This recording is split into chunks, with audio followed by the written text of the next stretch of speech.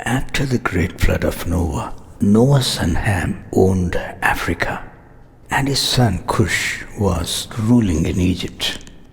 At this point, Ham, who was already married, got married once again to Rhea, and there was a huge generational gap between Ham and Rhea.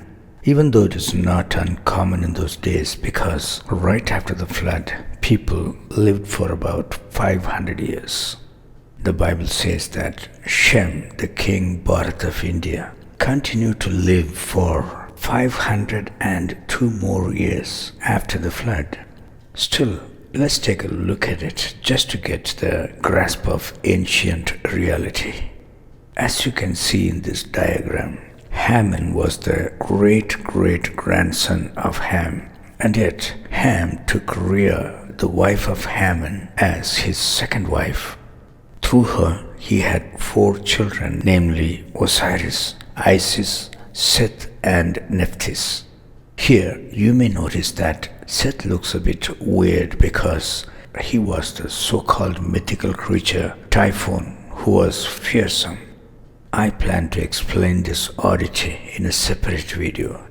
Even though it is a part of our history, historians shy away from it. However, these are the ones considered the rulers of the pre-dynastic Egypt. Now, the Egyptian civilization ran along the banks of the river Nile. The southern regions such as Sudan and Ethiopia were called Upper Egypt because of their higher elevation, whereas Egypt was in Lower Egypt.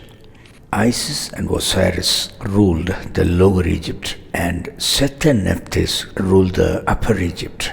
And this is how the Egyptian dynasties began. By the way, the Mizraim of the Bible is King Osiris, who gave the name Mizr to Egypt. He is also the Zeus of the Greeks, Jupiter of the Romans, and the Indra of the Indians, and he was reared up by Dionysus, the grossly misinterpreted hero of the ancient history. And Ham was known as Jeb in Egypt, so he could have been behind the name Egypt itself. Well, these are some pointers for pre-dynastic Egypt, friends. Thanks for watching.